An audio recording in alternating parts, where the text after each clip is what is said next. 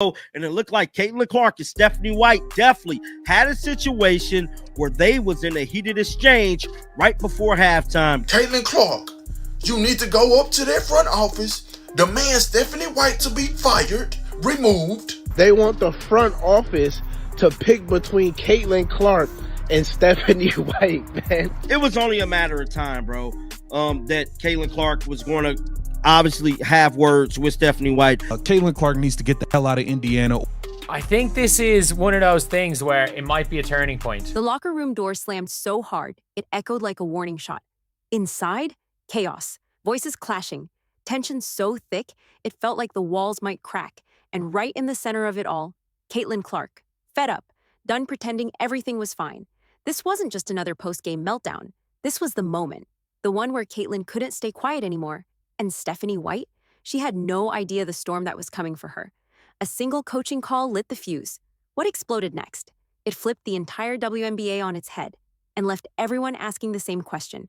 Was Caitlin Clark about to leave Indiana for good? The word on the street is CC told Stephanie White to sit Kelsey Mitchell and Howard because they don't pass. Could be true. CC went to tie her shoe after passing to Howard on a play. LOL. And it is clear that there is a philosophical rift in the team. What came next wasn't just a heated argument. It was months of anger erupting all at once. This wasn't about one bad play. It was about being ignored. Caitlin Clark had poured her heart into this team, dragged them into the spotlight, made the whole world care. And now, she felt like her own coach was cutting her down on purpose. Her eyes burned with disbelief.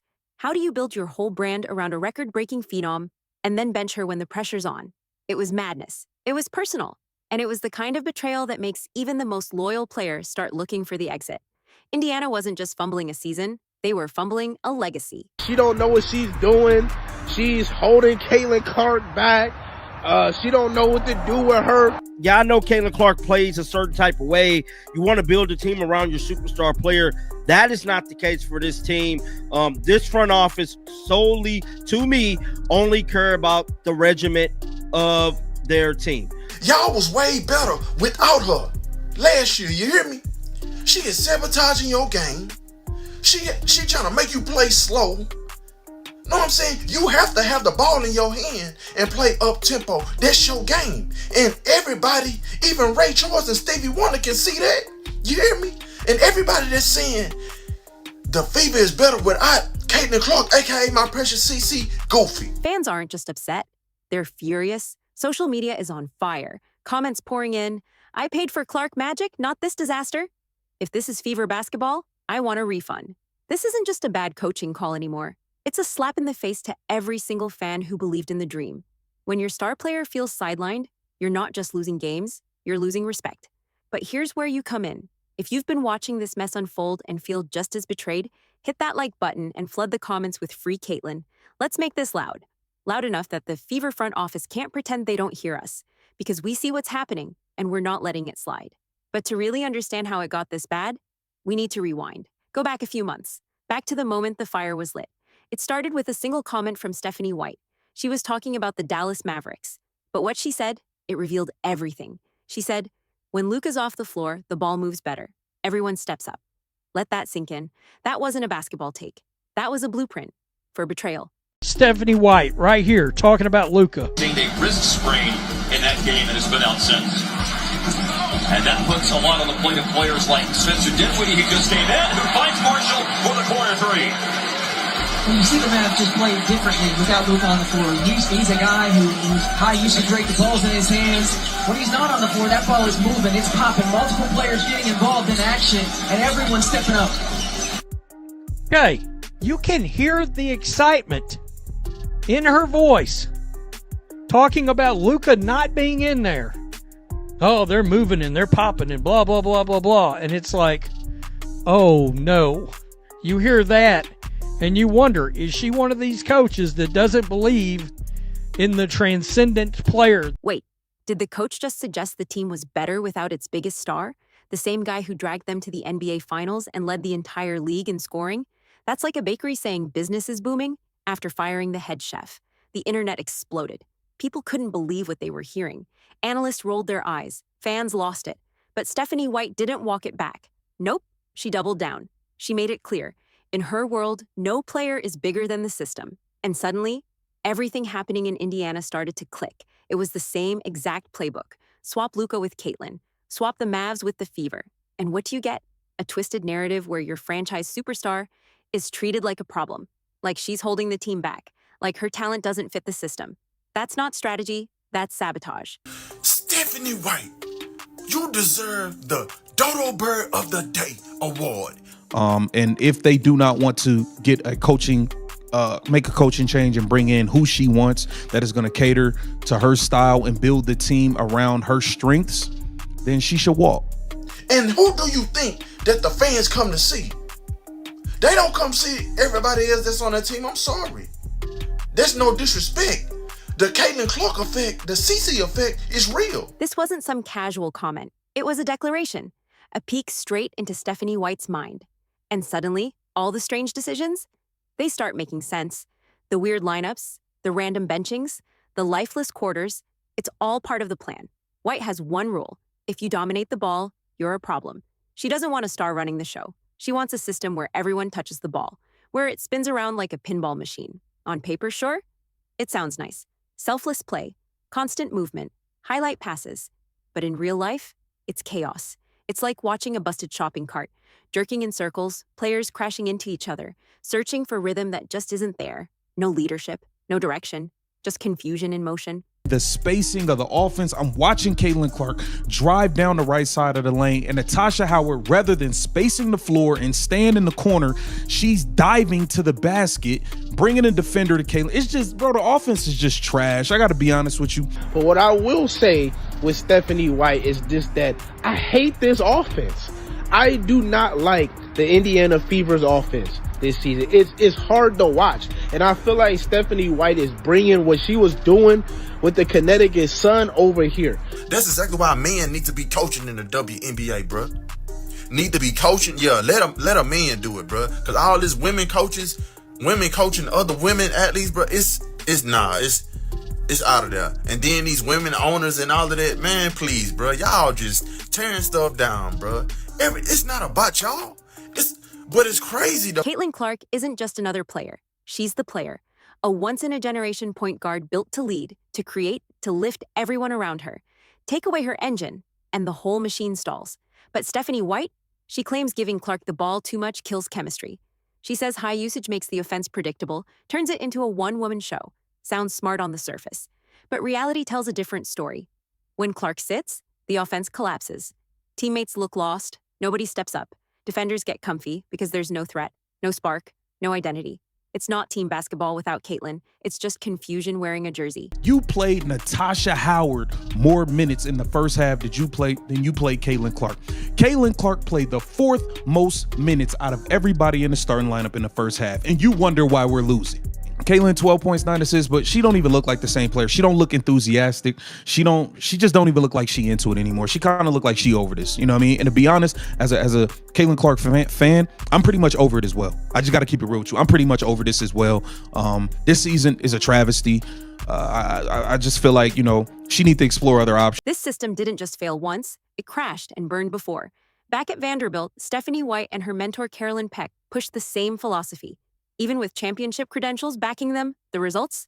7 wins. Then, another 7. No playoff dreams, no progress, just flatline seasons. Players bailed, fans checked out. The campus buzzed with frustration and regret. Now White's taken that same failed formula and brought it to the WNBA. Only this time, it's not students watching from bleachers. It's millions. Front page headlines, primetime cameras, national debates. And again, the pattern is repeating. A roster loaded with talent. Yet the team is struggling. Badly, and stuck right in the middle of it all, Caitlin Clark, doing everything she can just to survive inside the wreckage. Let's talk numbers, because they don't lie. Clark's usage rate has dropped by almost 20% compared to her explosive debut season. Her points? Slipping. Her assists? Stuck. Her impact? Muffled under a system that doesn't know what to do with a once-in-a-generation star. And when you watch her play now, you feel it. She's hesitating, holding back. Not because she's lost her edge, but because no one's moving with her. No sprinting teammates, no crisp screens. Nothing's in sync. And defenders, they know it. They collapse on her the second she touches the ball, daring her to take wild shots with no support. This isn't Caitlin playing worse. This is Caitlin being wasted. She's still hitting deep threes, still throwing ridiculous passes, still seeing the floor like it's drawn in slow motion. But the difference now? Opportunity. That's what's changed. White's system chokes that opportunity at every turn. It treats instincts like glitches, creativity like a bug in the code, and superstar brilliance like something to be controlled, not unleashed. Every time Clark tries to take initiative, she's thrown into a maze of bizarre rotations and robotic play calls.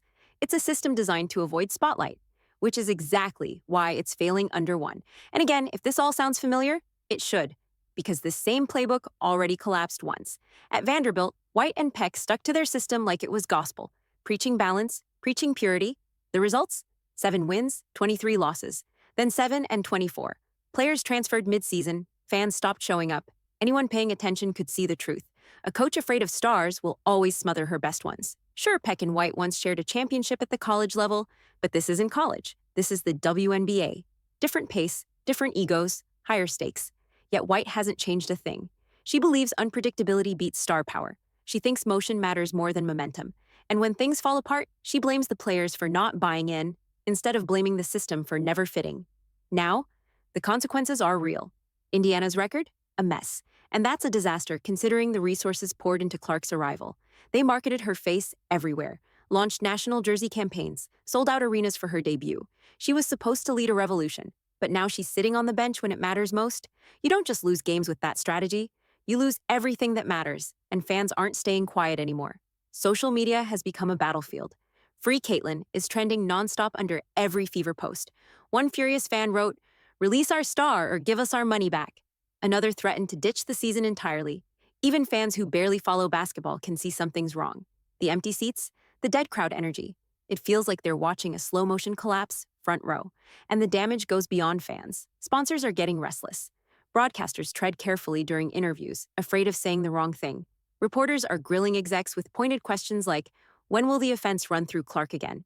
And inside league offices, there's panic. Whispers say some executives are terrified they're about to lose the biggest name to hit the WNBA in decades. This isn't just a complaint. This isn't a minor blip. This is a movement, a full-blown rebellion. And if Indiana doesn't fix this fast, they may not just lose a season. They might lose Caitlin Clark herself. Fans paid top dollar expecting fireworks. What they got instead? A loop of dull set plays, clunky mid-range shots, and long stretches of dead air. They came to see Clark magic, but left watching a system that keeps dimming her light. They believed in her rise. They invested in her story. Now they're watching that story get smothered by a coach who seems allergic to stardom. And when fans feel betrayed, they don't stay quiet. They act. They clip moments. They tag the team. They flood comment sections with Free Caitlin until it becomes impossible to ignore. The digital thunder is loud, relentless, and growing by the day. So what is the Fever front office supposed to do to calm this storm? Because the evidence against Stephanie White's approach is stacking up fast. Just look at what happened when Clark came back from her recent groin injury. She missed 5 games, 5 long games of anticipation. And when she finally returned, she walked into a lineup she barely recognized. White had shuffled everything, a brand new rotation, a new look, a total shakeup. It felt like a chessboard scrambled by someone who forgot the goal is to checkmate. And the result? Exactly what you'd expect. Clark looked uncomfortable. The chemistry was gone, the team played like strangers, and the fans, they felt slapped in the face all over again. Her return game against the Golden State Valkyries was a complete disaster. Final score, 80-61. Clark's stat line, 10 points on 4 of 12 shooting, just 2 of 5 from deep.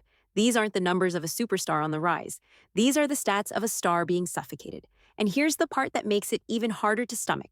The Fever won the Commissioner's Cup without Caitlin Clark on the court. Natasha Howard stepped up, dropping 16 points and grabbing 12 rebounds. They beat the defending champs, Minnesota Lynx, 74-59. Now White and her defenders are parading that win as proof. Proof that her system works. Proof that the team doesn't need Clark to succeed. But they're missing the entire point. No fan wants to see a team that plays better when its best player is on the bench. No one's buying jerseys, filling arenas, and tuning into broadcasts to watch their stars sit out success.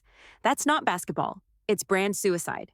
The real tragedy? Clark's brilliance still finds a way to break through. Even in a minimized role, she's averaging over 17 points and 8 assists per game.